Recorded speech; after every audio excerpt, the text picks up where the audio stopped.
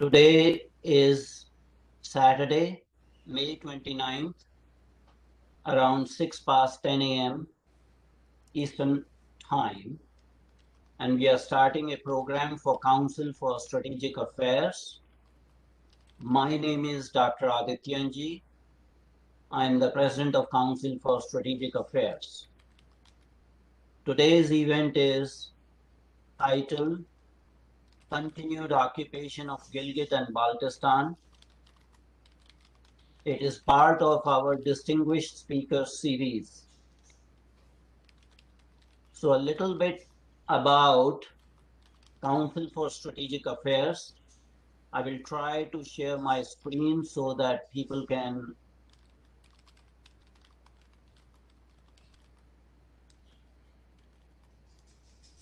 see.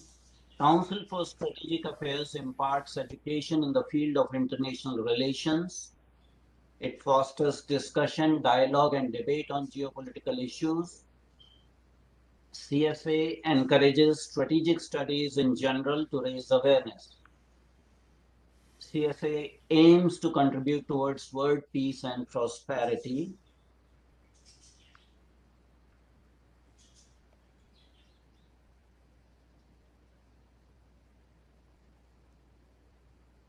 We do a monthly roundtable discussion every second Monday each month at 8 p.m. Eastern Standard Time.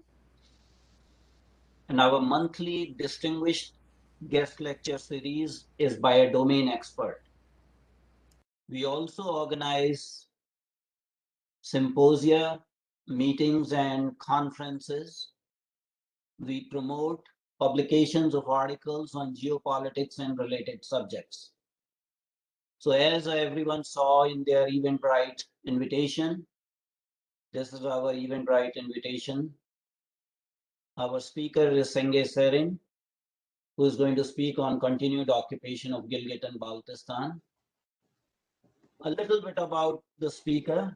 Mr. Sering is a researcher and human rights advocate and volunteer. He was born in Pakistan-occupied Gilgit and Baltistan. He writes about the sufferings of the people of Gilgit and Baltistan and raises these issues regularly at international fora. He has worked extensively on revival of linguistic identity of the region and its cultural linkages with Tibet and India. Mr. Sering completed his engineering degree from the University of Engineering and Technology in Pakistan. He subsequently did Masters in Developmental Studies from the University of East Anglia in England. Some of his previous engagements include working with Hira Industries, Aga Khan Foundation, and Baltistan Cultural Foundation. In 2009, he was selected as a visiting fellow to the Institute for Defense Studies and Analyses in New Delhi, India. While during the stay, he wrote a paper titled Expansion of the Karakoram Corridor, Implications and Prospects, and offered an in-depth analysis about ongoing Chinese projects in Gilgit and Baltistan. Currently, Mr. Sering is the executive director of Institute of Gilgit and Baltistan Studies in Washington, D.C. This institution has a firm commitment to protection and promotion of human rights in Gilgit and Baltistan and holds conferences to disseminate information on local autonomy and democracy. It also talks about extremism and terrorism, demilitarization and cross-border trade, environmental sustainability, and preservation of indigenous culture. Since its inception in 2010, Institute of Gilgit-Baltistan Studies has established partnership in the United Nations, US Congress, the British and European parliaments, as well as various think tanks and academic institutions. So since our speaker is going to be speaking on Gilgit and Baltistan, to reorient our audience, here's a map of Union Territory of Ladakh. which is in light green, and Union Territory of Jammu and Kashmir, which is in dark yellow with greenish shade. Gilgit and Baltistan is actually part of the India's Union Territory of Ladakh, and these are the various districts of Gilgit and Baltistan. Here again you see Union Territory of Ladakh, and it shows that there are 3 areas that are currently under adverse possession of the enemy. Area of Exai-Chin, area ceded to China by Pakistan, and Gilgit and Baltistan, which is under adverse control. This is the Twitter handle of Union Territory of Gilgit-Baltistan and Ladakh of India. I would encourage all our audience to, follow this on Twitter so you can get news about Gilgit-Baltistan and Ladakh. And this shows actually the political map of India with adjoining countries showing the Union Territory of Ladakh incorporating Gilgit and Baltistan. This particular map shows actually China-Pakistan economic corridor that passes through India's Union Territory of Ladakh, of which Gilgit-Baltistan is a part. And of course, this is the map of Mother India. So without further ado, I will now ask Senge Sering to basically take the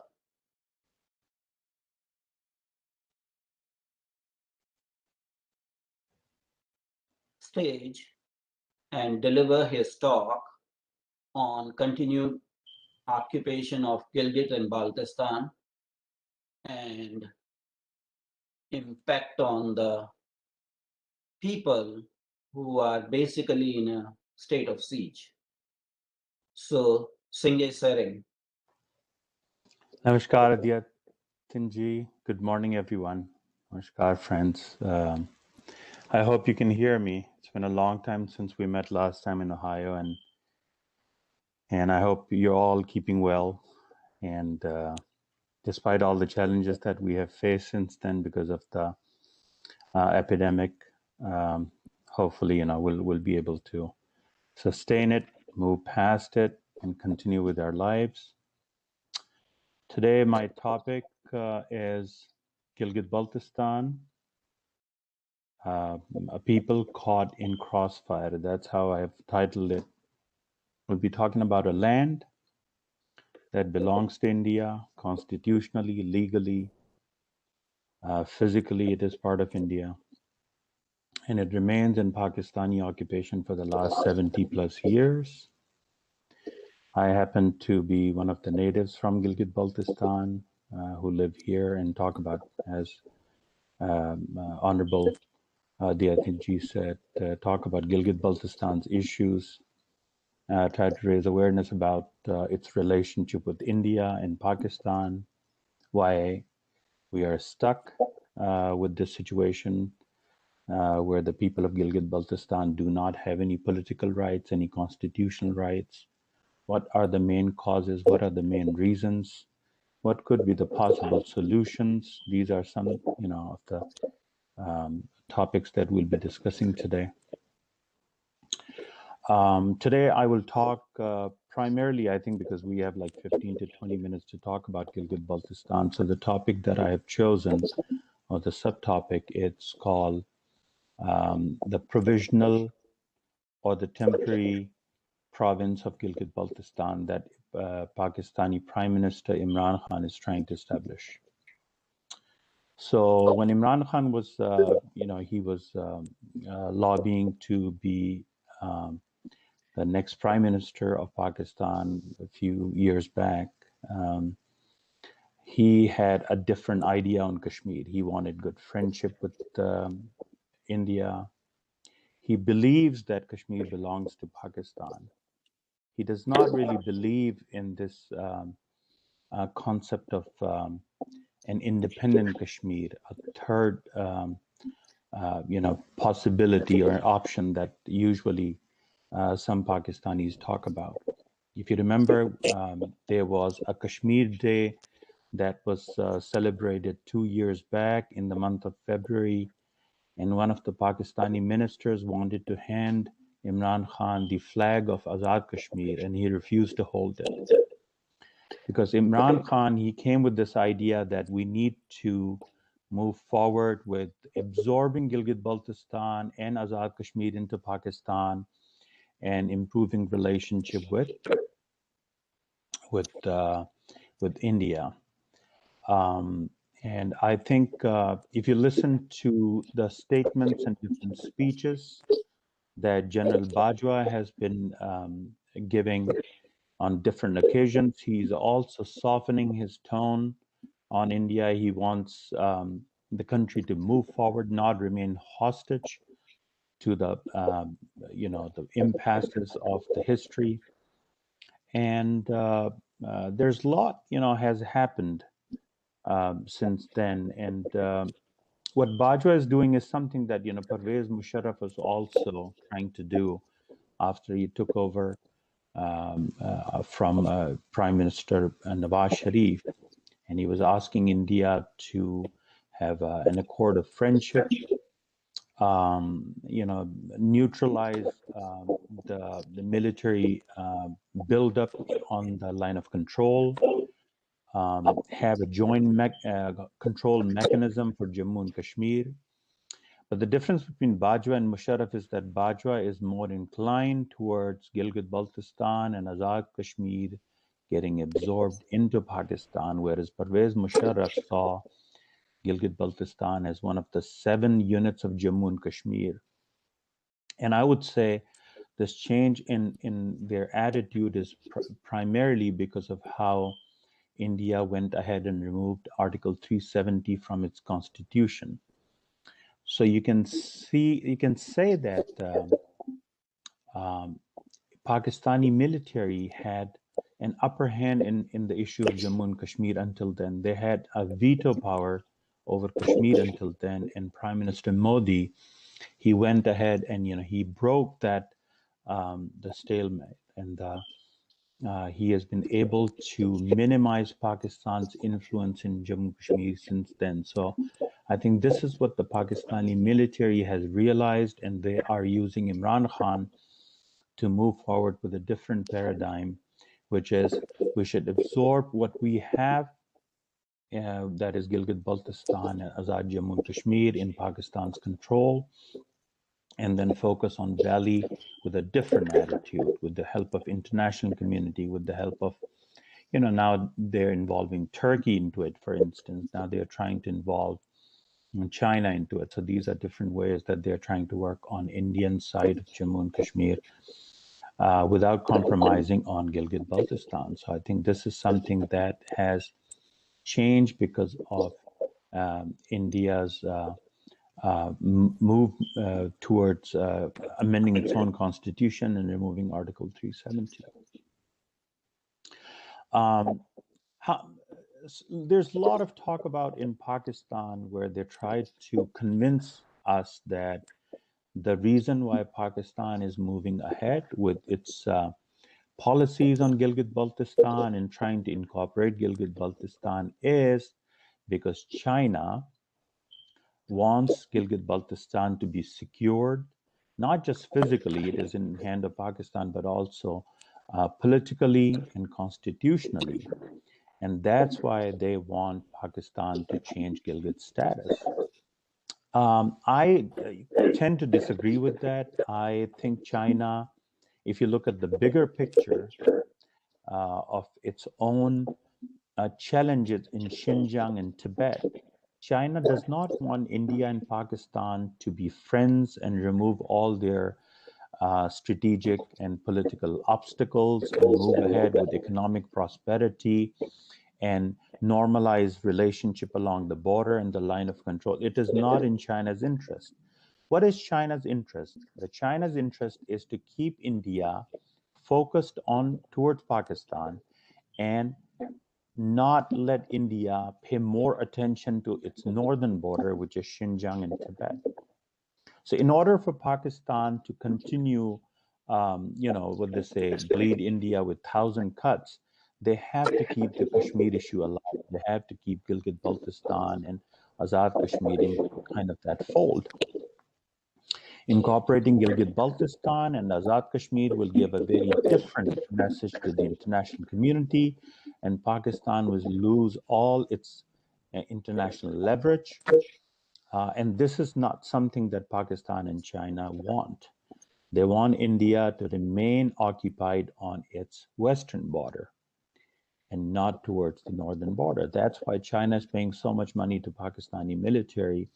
So I do not believe that just because of CPEC, Pakistan wants to change the status of Gilgit-Baltistan, but I do believe that Pakistan is giving more control to China in Gilgit-Baltistan. One of the reasons why I think Pervez, General Bajwa and Imran Khan, they are trying to send different feelers to India is also because of Quad.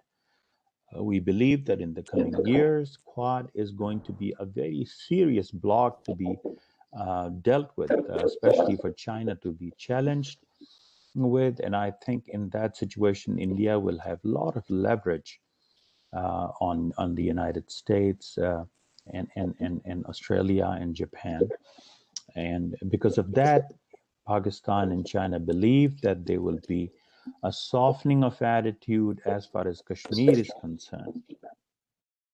They would believe that, I mean, in the past, you have seen that, it was Republicans tend to be more hard on as far as Kashmir issue is concerned with vis-a-vis Pakistan's behavior and terrorism and its interference, and Democrats used to be more focused on the human rights issues in the valley.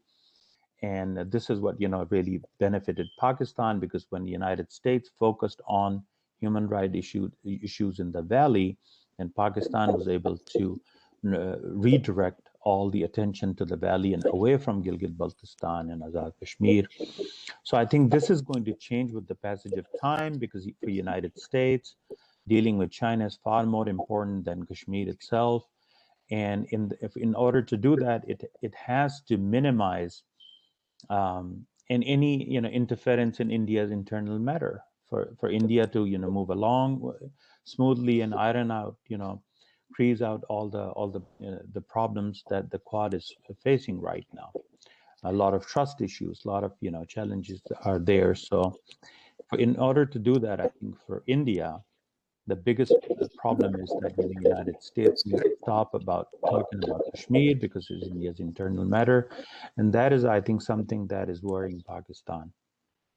And they are kind of giving a different message to people of Gilgit-Baltistan, pretending that they care more about Gilgit-Baltistan. So this is something that coming out of how international community's perception on the overall Jammu and Kashmir issue is changing. Now, Pakistan's economy is weak, and we all know that. Recently the foreign minister was in New York, and he said we are on the verge of economic collapse, and that's not something that we just heard the first time. They have been saying it for several years. Pakistan's economy is primarily stable or sustaining because of international grants and loans and borrowed money. And we also have issue of terrorism and FATF. Pakistan cannot really do a lot in Jammu and Kashmir, and the way it used to interfere in the previously. So there's a lot of strategic isolation that we see. Pakistan is not really entertained or given a chance to talk about Kashmir, talk about the relationship with India in the past, the way it used to do in the past. And one of the things that we see is a change of attitude in the Arab world. Arab countries, they have different blocs. The two main blocs are the Saudi bloc and the Muslim Brotherhood bloc. Muslim Brotherhood bloc is, we have Qatar, we have Turkey, we have some elements in Syria and in Egypt and Libya who align with them. Then we have Malaysia kind of like leaning towards that bloc, And that is a much smaller bloc. More than 40 countries stand with Saudi Arabia, and Saudi Arabia wants better relationship with India because of its own economic situation and challenges. The world is moving away from fossil fuels, and they want to diversify their economy, and India is going to be a huge market for them. So I think that is something that Saudi Arabia is looking at. So Pakistan does not have that much leverage when it comes to Arab League, when it comes to OIC. There's a lot of lip service, but now we can clearly see that the United States, along with the Arab bloc, they have a different attitude when it comes to giving the overall Jammu Kashmir's legality as that much weight. They talk about human rights issues. They talk about Muslim versus non-Muslim feuds that we see in different parts of India. But as far as the legality, challenging India's presence in Kashmir is concerned, I think that is very different, and that's where I see a lot of countries are now either on India's side or prefer to remain quite silent on that, and that is the strategic isolation that Pakistan is facing. What is India's reaction, in the last few months or in the last year and a half that we have seen since Imran Khan is trying to change GB status? India has condemned it, but at the same time, there's a lot less talk about Gilgit-Baltistan in the Indian media. We used to see previously, there's some people are saying that there's a Dubai deal, and that's why India is quiet. The Arab countries are trying to, bring the heat down on Jammu and Kashmir, and that's why India is not talking about Azad Kashmir or Gilgit-Baltistan. Recently there were a lot of attacks on the Kashmiri and activists who live in Europe, for instance. There was some kind of like, NGO in Belgium, I think, that came up with a document, and they claim that they have, some proof that India is involved with these anti-Pakistani activists, and a lot of, the heat and that these activists they had to face. Sajjad Raja, for instance, Shaukat Kashmiri, for instance, my name was there, Colonel Wajahat name was there. Some of the activists from Gilgit-Baltistan who now live in Europe, they were used. And there were a lot of accusations going on there that, we take money from India and we work against Pakistan, which is, very strange, because if you look at the United Nations resolutions, and if Pakistan has, believes in United Nations resolutions, Pakistan is a signatory to that, Pakistan have respect for that, then United Nations resolutions give the people of Pakistan, Azad Kashmir, and the rest of Jammu Kashmir the choice to be with India. It is one of the legal, choices there for us. So, there is no conspiracy going on if we prefer to be with India than Pakistan. There are very solid logical reasons that we want to be with India. So the Pakistani government and ISI try to give this impression that Pakistan has an entitlement over Jammu and Kashmir. If India is trying to contact the people in Gilgit-Baltistan or Azad Kashmir, then it's a conspiracy against Kashmiris, which is very strange. Because UN asked Pakistan to withdraw, not India to withdraw. India has a constitutional relationship with Gilgit-Baltistan. And the other aspects that we see, the reason why India feels so distracted on Gilgit-Baltistan right now could be the election in Bengal, for instance, trying to deal with the COVID, the second surge, the farm bill. There are a lot of protests going on, and I think there were a lot of good decisions were taken on Ram Mandir and CAA and NRC, which is facing giving hard time to the Indian government, especially the opposition is not very happy with the way it is done. So I think these are some kind of distractions that we can see. I think India has, not talked about Gilgit-Baltistan at the government level for a few months now. I think the U.S. election changed a lot. India is probably trying to see how, जिस तरह हिंदी में कहते हैं ना, ये ऊंट किस करवट बैठेगा. So the Biden's take on Kashmir, as I said, as far as human rights issues are concerned, the Biden administration is talking about it. But as far as India's legal relationship is concerned, there is kind of like, leaning towards India. If you look at Google Maps, for instance, it shows Ladakh as a separate state in India now. That is an acceptability by Google and the United States that what India has done is India's internal matter, removing Article 370 and bifurcation of one of its states. It happens all over the world. And in this country, we know, California is trying to be bifurcated, and there are other states which are trying to, become smaller because of huge population. So I think this is something that the United States is seeing as India's internal matter. It is as different, government officials have used the word the Union Territory of Ladakh. So I think Union Territory of Jammu and Kashmir. So I think there is some kind of like an agreement that this is something that United States is not going to challenge. Pakistan is trying to draw a lot of similarities, between what just happened in Gaza. The terrorist, Hamas terrorists, they attacked Israel, and in retaliation, Israel attacked Gaza, and now there's a ceasefire there. But Pakistani foreign minister is saying that Palestine and Kashmir are the same issues, and to some extent, I do believe that Palestine and Kashmir have a lot of similarity, and that similarity is that both Palestinians and Kashmiris have the veto to initiate terrorism, to initiate violence at their own will. This is something that we see that in Kashmir and in Palestine, they can start violence when it suits them. In the month of Ramadan, for instance, a lot of Muslims, they open their pockets, they open their hearts. There are a lot of reward to giving charity in the month of Ramadan. In the last week of Ramadan, the rewards increase at the ratio 1 to 1,000. So in the rest of the months of the year, if you do something good and let's say it has one reward, in the last week of Ramadan, it increases to 1,000-folds.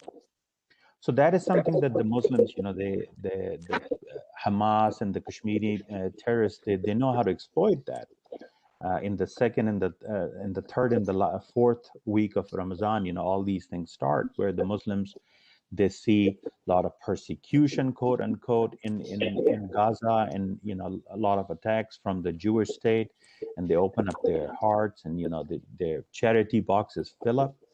So this is something that international community need to control, that Palestinians and the Kashmiri terrorists should not have the monopoly, the veto to start the violence whenever it suits them and stop whenever it suits them.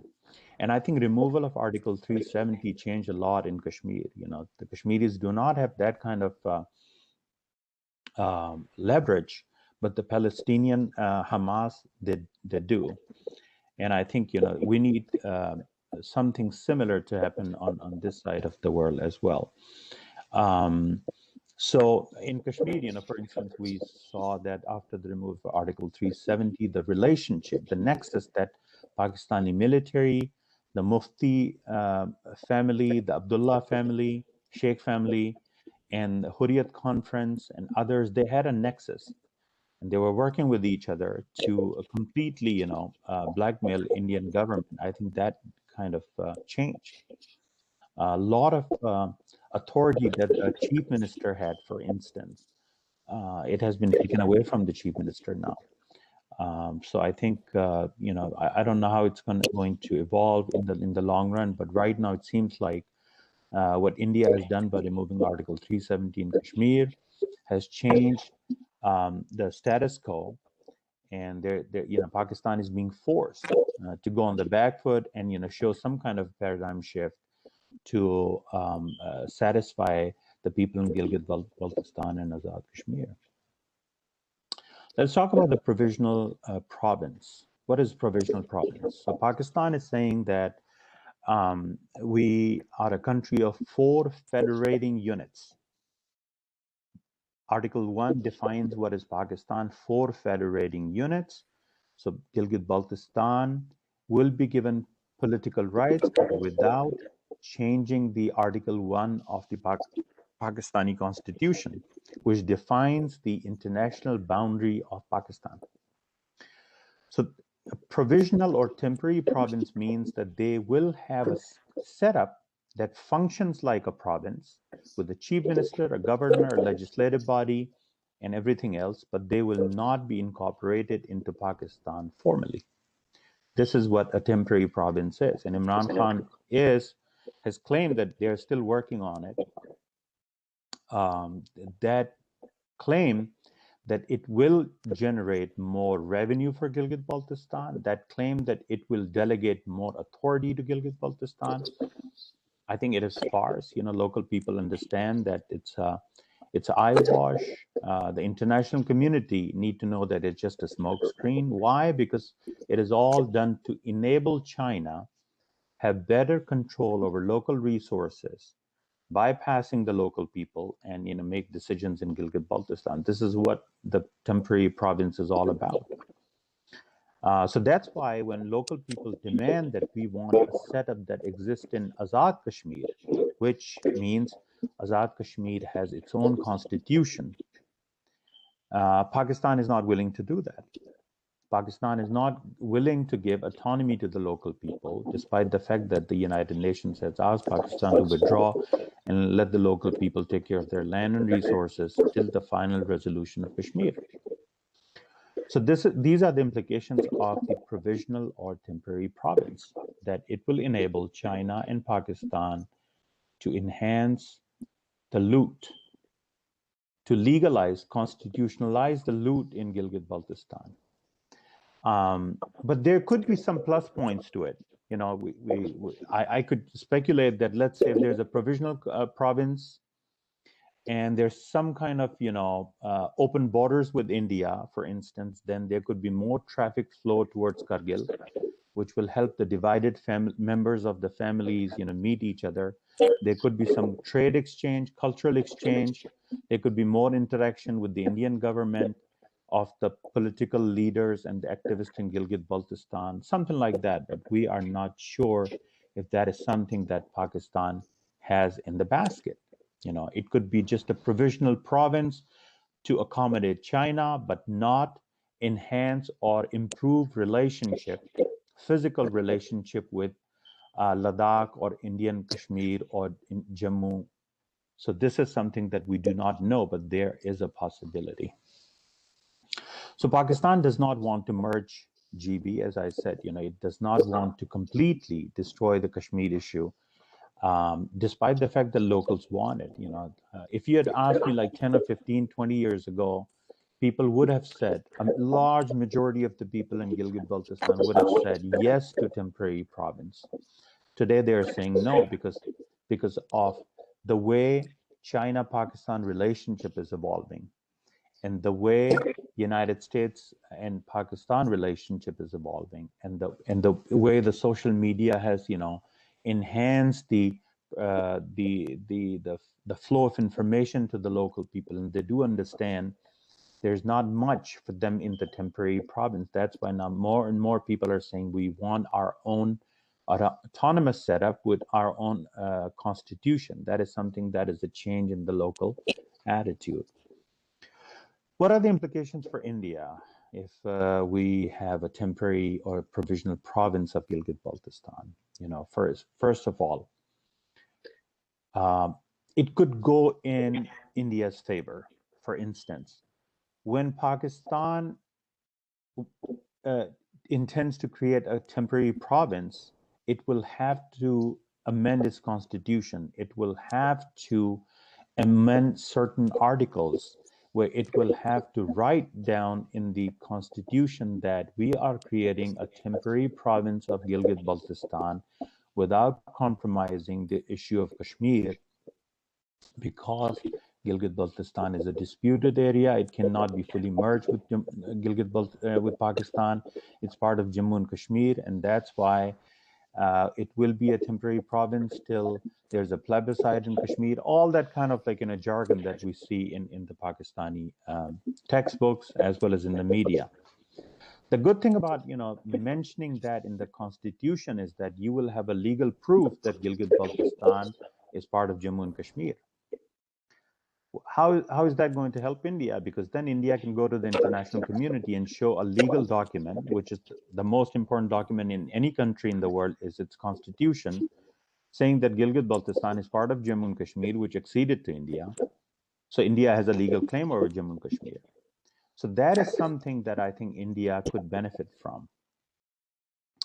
The bad thing for India is that when there's a temporary province, then the flow of Pakistanis, new settlements of Pakistanis will increase in different parts of Jammu and Kashmir. It will completely change the local demography. It will change the polity of Gilgit-Baltistan and the way local politics have, happen. We are seeing, the future MLAs or the future member of the parliament in Gilgit-Baltistan, mostly Pashtun and Hindko speaking, and the Punjabis. This is something that is bound to happen if more Pakistanis come and settle in Gilgit city and Skardo town, for instance. This is where they will come with a lot of money. They'll be able to spend a lot of money and buy votes and get elected, and they will represent Gilgit-Baltistan. So that is the demographic change, and their control over local resource, something that we see about to happen.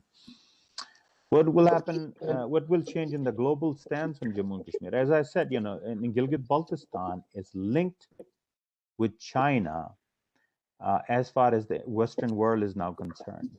And if the West want to challenge China, then I think they need to challenge its presence in Gilgit-Baltistan. So if there's a change in constitutional setup of Gilgit-Baltistan and its relationship with Pakistan, and I think it is going to give the international community more, substance, more evidence that Gilgit, according to Pakistani constitution, is a disputed area and China should not be there. So I think that is something that document could give United States and France and other countries which are going to challenge China's presence in Gilgit-Baltistan more, strong evidence that Pakistan's control of Gilgit-Baltistan is illegal. So in the long run, whether Pakistan changes the constitutional status of Gilgit-Baltistan or leave it like this, it is a lose-lose situation for Pakistan, because the people of Gilgit-Baltistan are not happy with Pakistan, and Pakistan's control over Gilgit-Baltistan is illegal. And the way the international politics is evolving, and there's more resistance to China's growth in the Middle East, in South Asia, in Central Asia, we see there are more challenges that Pakistan will be facing in Gilgit-Baltistan. Thank you so much. Well, thank you very much indeed, Senge, for this very eloquent and informative presentation. We will start taking questions, but before we do that, I will just make one editorial comment. From Indian perspective, we don't use the term AJK. We say POJK and POL, Pakistan-occupied Jammu and Kashmir and Pakistan-occupied Ladakh. True. There's nothing Azad about so-called Azad Kashmir. In fact, it's Ghulam Kashmir. Yep. And our terminology is Pakistan-occupied Jammu and Kashmir and Pakistan-occupied Ladakh, because entire territories of the two Union Territory of Gilgit-Baltistan and Ladakh, and Union Territory of Jammu and Kashmir, are de jure part of Indian Union. Yes. So I thought I will remind, because most of the people go into, terminologies that have been sort of spanned from Pakistan, and we don't want to use them. So we have a number of questions that have been submitted to us through that, chat function. So the first question is by Chandresh Saraya, and the question is, what does India need to do to re-establish its sovereignty in Gilgit-Baltistan region? Senge? So sovereignty, yeah. I think, this is not a very easy question to, I mean, you can do a lot of idea sharing on how India can improve its claim on Gilgit-Baltistan. For instance, Quad, India's leverage and its relationship with the United States and Europe is extremely important to extend its physical control over Gilgit-Baltistan. And I think India is on the right track. And that is something that, might happen in the long run. The less interest that the Arab nations and other Muslim countries are showing in Kashmir is, something that is in India's interest. There will be less resistance if something happens on Jammu and Kashmir in India's favor. As far as Pakistan is concerned, Gilgit is lifeline for Pakistan. Karakoram Highway is the only land link with China. China is extremely important. In the long run, when the United States is able to pressure China more on Xinjiang and Tibet and other occupied areas, and there is a possibility that China might, withdraw support to Pakistan. I mean, right now it doesn't seem like, but in the long run it could happen, and that could help India as well. India does not, have an active role in Gilgit-Baltistan. India does not have an active role internationally when it comes to Gilgit-Baltistan. We don't see that. We don't see in the media. There's a lot of attack that India is facing nowadays because of the way it is dealing different issues domestically. So I think what India need to do is it has a very strong constitutional relationship with Gilgit-Baltistan that India need to own, and that is something that India has not been able to do. And hopefully in the long run, in the next few months, when the situation in the parliament changes, the government will be able to gain more seats in the Rajya Sabha, for instance, then it might be able to amend its constitution to give some representation to Muzaffarabad and Gilgit. But I mean, as far as war is concerned, I don't see that India attacking Gilgit-Baltistan and, retaking control over it. I don't think India is in a position right now. But Pakistan is not going to let Gilgit go that easy. I think as far as China's relationship is there, and as far, as long as dependency on China is there, Gilgit is going to, remain in the center of the geostrategic polity, and I think that is something that India understands. Okay. Before I go on to the next question, using my editorial privilege, I'll just make a comment. There's no need for modifying Indian Constitution.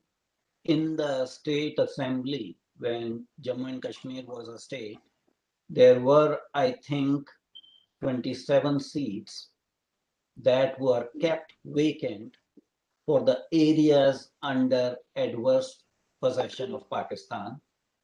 At this point in time, there's a delimitation exercise going for the Union Territory of Jammu and Kashmir, because there is going to be an assembly for Union Territory of Jammu and Kashmir, and that delimitation exercise will involve seats where we may be able to hold elections or may not be able to hold elections under adverse possession. The state of union, the current situation in Union Territory of Ladakh is not sure whether they will have an assembly or something akin to that. So that issue will definitely be taken into consideration, and it does not require any constitutional amendment. Well, it does require if you want to give them representation in the Rajya Sabha and Lok Sabha. And it does require if you want to create an assembly for Ladakh, Gilgit Baltistan has nothing to do with Jammu and Kashmir anymore. So whether you have 10 seats in Kashmir or 100 seats, they don't apply to us anymore. Right now, the proposal is for having some sort of council for Union Territory of Ladakh, and there will be some seats, but it may not be an assembly. That is what I'm trying to say. Union territories have different structure. Not all the union territories have a legislative assembly. They have some sort of. That's true. So that delimitation exercise does not involve constitutional amendment. That's all I'm saying.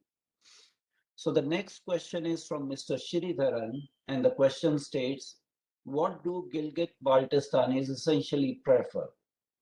Would they like to stay with a theocratic Pakistan or join with secular India?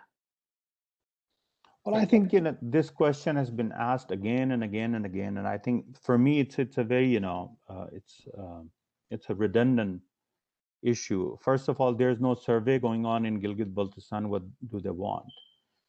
I mean, we even don't have a survey of what is our religious makeup in Gilgit-Baltistan anymore, or what is our ethnic or linguistic makeup. There Pakistani constitution doesn't allow international community or the local to have the access to that information. So how do I know what do they want? They don't come to me and talk to me, or they don't go to media and talk to the media like that. Pakistani military has a heavy presence there. They're not letting any international assessment of what Gilgit-Baltistan wants.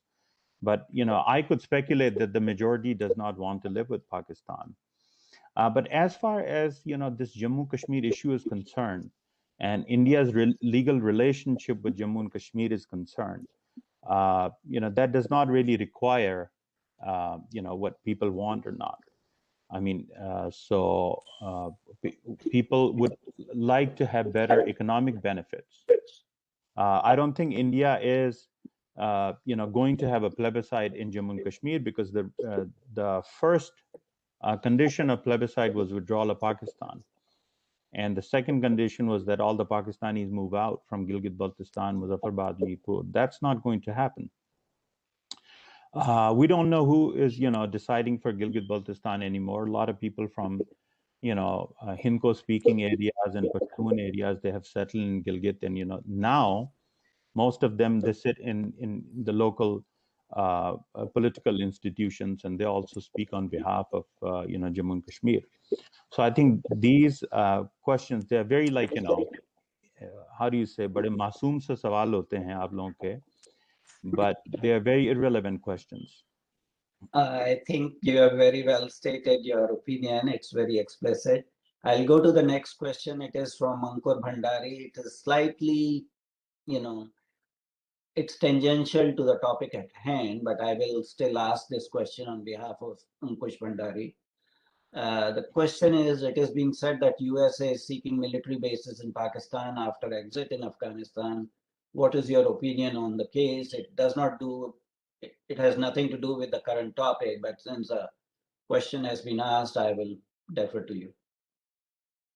I think I will be, as uninformed or, partially informed as you would be on this issue. So my comment doesn't really mean anything. I'm not an expert on that issue, but I think a recent meeting that NSA, Pakistani NSA had with the US official shows that Pakistan is not willing to put all its eggs in one basket.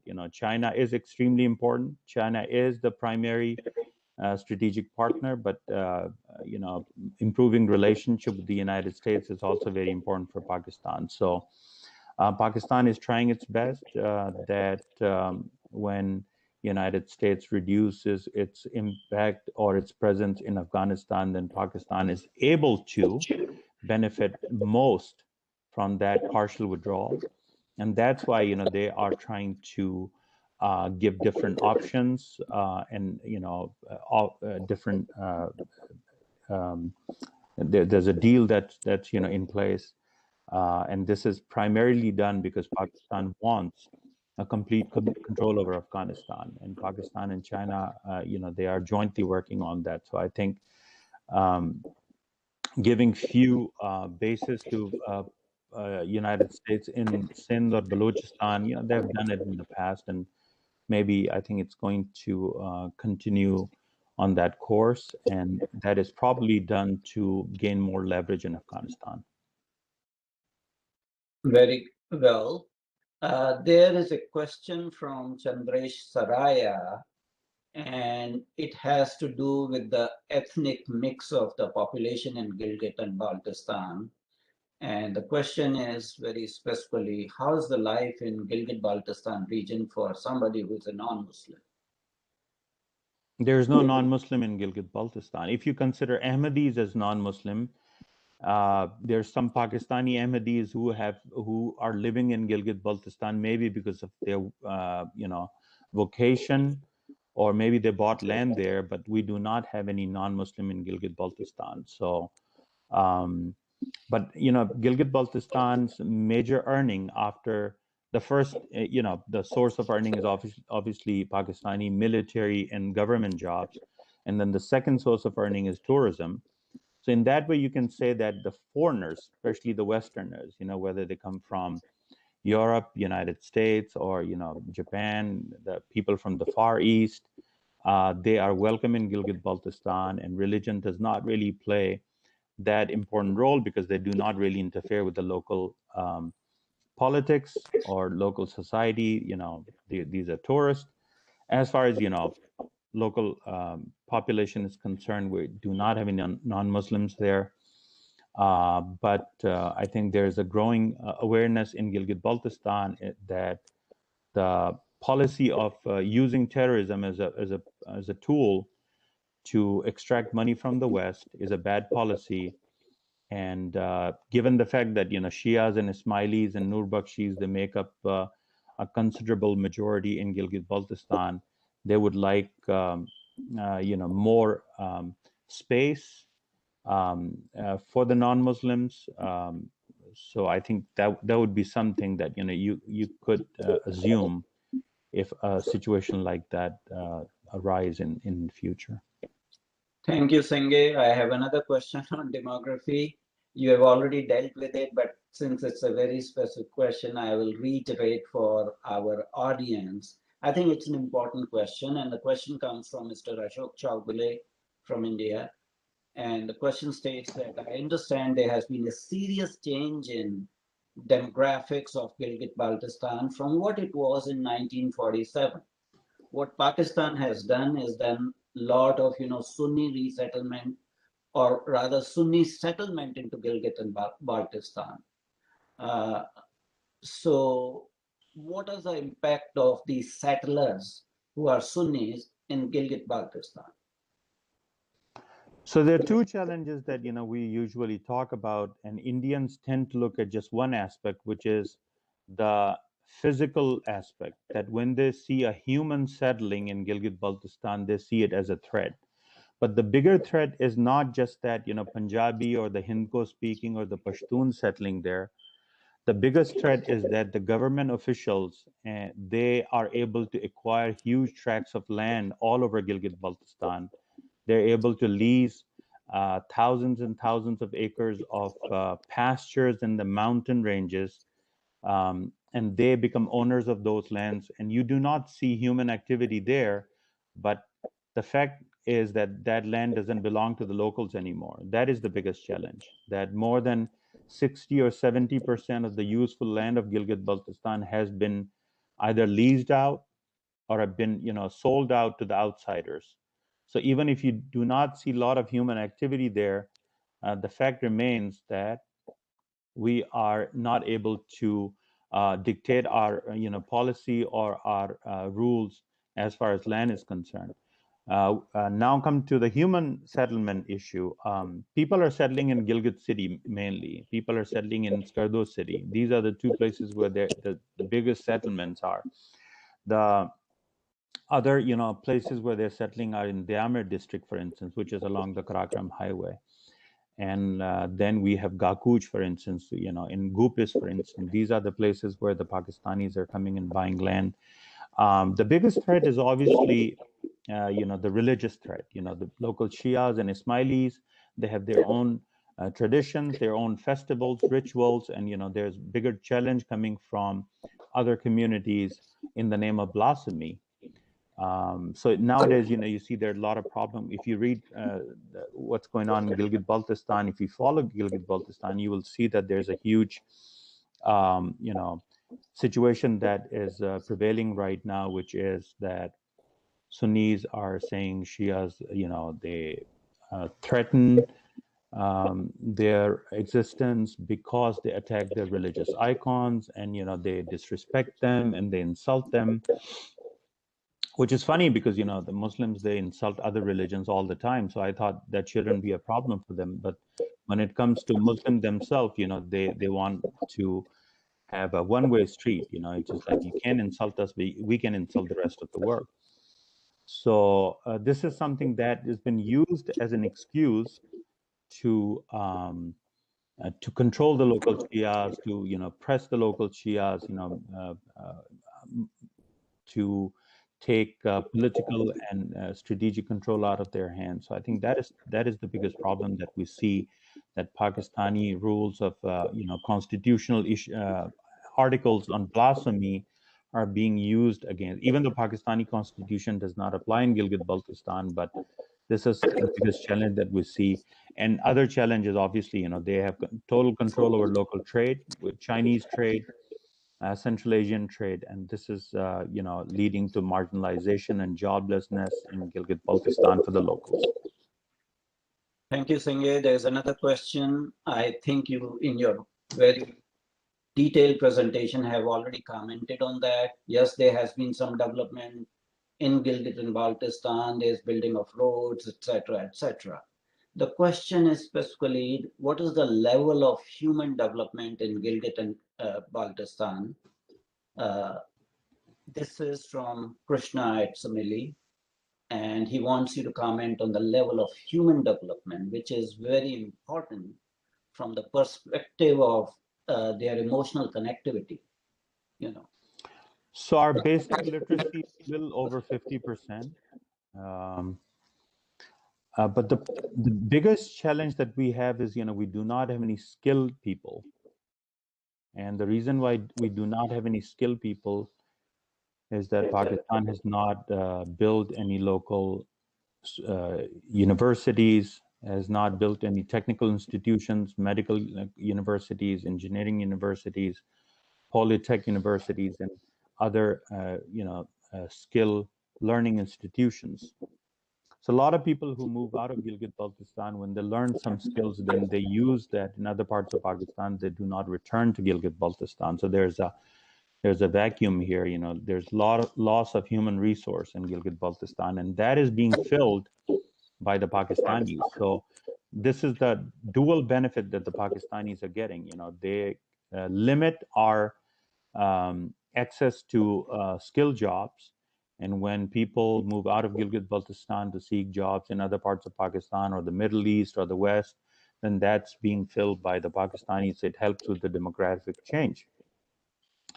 So that is the biggest problem right now. Our literacy is a little over 50%, but we do not have any skilled and technical people. Mostly they come from other parts of Pakistan. And then all these, mega infrastructure buildup that we see right now, Pakistan has a quota for Gilgit-Baltistan and quota for its own provinces. So most of the skilled jobs, go to the Pakistanis. A lot of people in bureaucracy, they're coming from Pakistan because, Pakistan have an excuse of heightened threat from terrorists and India, for instance. So they're bringing them. It previously used to be just the highest level of bureaucracy from Pakistan in police, in district administration, in revenue and other departments. But now you see that, you know, the middle level and the lower middle level is also being filled by Pakistanis, and that's something that is causing resentment in Gilgit-Baltistan. So we have a couple of more questions. Sure. One question is about, again, coming back to ethnic composition of Gilgit and Baltistan. If there are other minorities like Dardic people still existing there, or they're being totally, The Dardic are not a minority. Dardic people make up more than 50% of the local population. They speak the language Shina. Shina is very closely related to Sanskrit and Kashmiri language. So Chitrali, which is called Khwar, Shina, and Kashmiri, these are the three languages with they call Dardic. And then there are other dialects in Dardic, for instance, languages spoken in Khoistan, in Swat, in Dir, in Nuristan, and some parts of Kishan Ganga or Neelam Valley, north of Atmakam, in areas like Sharda and Kale and other places, Dardic language is spoken there. And then in on the Indian side, in Ladakh, we have Dardic, and then in Gurez Valley, we have Dardic, and some people in Baramulla, for instance. Okay. So they are a majority, but their language is not entertained in local schools, colleges. It's only Urdu and English. So there's a huge loss of culture and linguistic identity as far as Dardic language is concerned. And most people prefer to speak Urdu because it's not taught in schools. The same situation with Balti. If you just count the native people of Gilgit-Baltistan, then Baltis would make up a good 30-35% of the population. Then we have Burushu language, which is a good 15% of the population. Then we have another 2 or 3%. We have Khwar speakers and Domaki speaker. Domaki is another language which is related to languages in Madhya Pradesh, Rajasthan, for instance, in Haryana, and also related to languages in Eastern Europe like Romaki, the Roma Indians who live there. So these are all different languages. It's a very rich civilization. It's a very rich, diverse area that needs attention from international community. But because of Pakistan's presence there, we have a huge linguistic and identity loss. So lastly, there's a question. It's an interesting question or perspective. I have my own views on that, but I will defer to you because the question is addressed to you. In 2017, British tabled a bill in their parliament stating that Gilgit-Baltistan is a part of Jammu and Kashmir. Does it give any legal standing to India on the issue, given that Britishers were the occupying power before independence? So I think there's a lot of misconception in India and Pakistan, and media also plays its role. I mean, if one member tables something, it doesn't mean it's the voice of the British government, of the parliament. Any member could table anything. A Muslim member could table something and could get rejected. So I don't know what was the voting pattern on that. Did the majority of the parliamentarians voted in favor of India? I don't know. If they did, then it means that the British is trying to cozy up to India and trying to solve the Kashmir issue along the constitutional legal aspects. But does anyone know what was the voting pattern on that bill? So I think basically you have shared my skepticism. I mean, introducing a bill is not a big deal. One member can do that, and it may not move forward. It needs at least, I don't know, what is the British system? Do they need a simple majority? Do they need a 2/3 majority to pass something? I have no idea. Just because somebody passed something because he is pro-India, and just because somebody introduced something because he's pro-Pakistan does not really help. But it does show that India and Pakistan both have people in the parliament who have sentiments for both countries. Okay. There's one last question that has popped up, and since we have some time, I will take the question. It is from somebody by name Abhi. Do you think India is doing enough in bringing attention of the world to the situation in Gilgit and Baltistan? And will it matter if India were to do so? I'm not really sure, if India is really actively doing anything. India has a very strong legal case. India has a very strong constitutional case. And India can do a lot more than what it is doing right now. India is a much bigger economy, like there's trillions of dollars in India compared to Pakistan. Pakistan cannot have, that much money to do. And despite that, you can see that Pakistan is spending a lot more, its budget on Kashmir. So India, is India. What I see is that it is not in India's interest to draw a lot of attention to the Kashmir Valley, right? India does not want to draw attention to the Kashmir Valley, whether it's international attention, whether it's attention from the neighboring countries or Pakistan itself. So what India thinks is that if we talk about Gilgit, then eventually it will come back to talking about the Kashmir Valley, right? You cannot really disjoin them. You can't really see them as separate issues. So here India is failing because when Pakistan draws its international attention to the Kashmir Valley, Pakistan is successfully able to decouple Gilgit from Kashmir Valley, right? Nobody in the international community is saying to Pakistan, wait a minute, you want me to talk about Kashmir Valley, but what about Gilgit-Baltistan? Nobody's saying that. So that is Pakistan's success. I don't know how Pakistan does that, and I don't know why India is failing on it.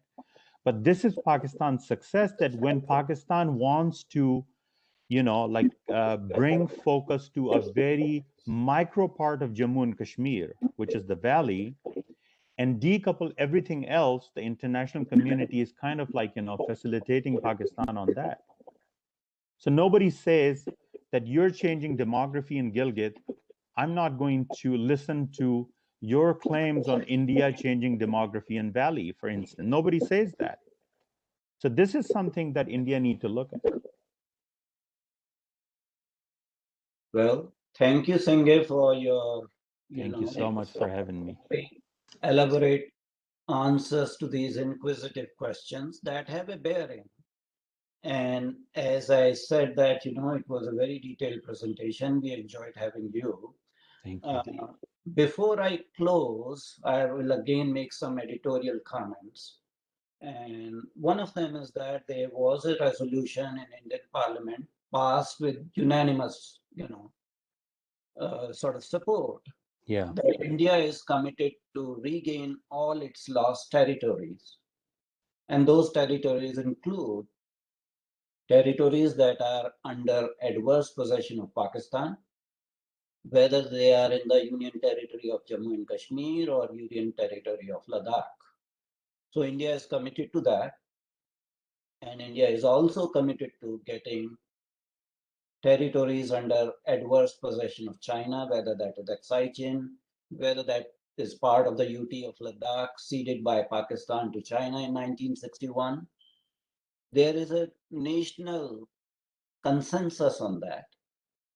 Now, when that consensus is implemented is a matter of tactic and matter of time. So there was a time people said that India will not cross the line of control. Okay.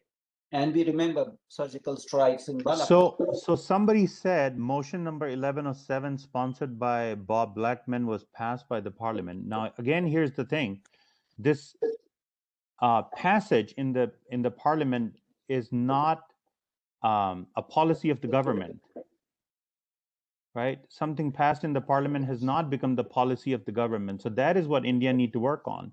If a parliament, majority of the member in the parliament have passed a resolution, a motion, then I think it eventually should translate into how the government's policy on Kashmir changes, which is not happening in British as far as the foreign policy is concerned. So we will leave aside what is, motion is passed in British Parliament because that is no longer actually valid as far as India's constitutional claim on the territory is concerned. But India's own parliament has passed resolutions by consensus, unanimous support. Unanimous, yes, it is unanimous. So India is committed to regain that territory. It's a matter of time. It's a matter of tactic. It's a matter of situation. And I was highlighting the fact that people initially said that India will never cross the line of control. India did surgical strikes in Balakot, and a day will come, and I'm pretty sure that day will come in my lifetime when Gilgit and Baltistan and Pakistan-occupied Kashmir will be part of Indian Union like any other regular state or union territory, legally, de jure, and de facto. So we will all wait for that day and work towards achieving that goal that all the lost territories of Indian Union are reunited and citizens of those territories get their full legal and civil rights. And with that editorial comment, I thank you again, Senge. We will continue to have you. This is not the first time you have appeared on Council for Strategic Affairs. Thank you so much for having me. The last time. It was my pleasure. It was an honor to be on the panel, and thank you so much for being patient and letting me talk. Thank you. Really appreciate that. You all have a great day. And thanks a lot to all our audience who took their, hour and 15 minutes from a long weekend. This is the, Memorial Day weekend, and still we had the audience here. So I thank all the audience. The proceedings of this distinguished lecture, have been recorded. They will be available on our YouTube channel within next 24 hours. So people who have not been able to join, they can always view the video. And I think it is a very informative and very, important video that people will later on look at. So thanks a lot, everyone. And let's call it a day. Thank you. Thank you. Stay well.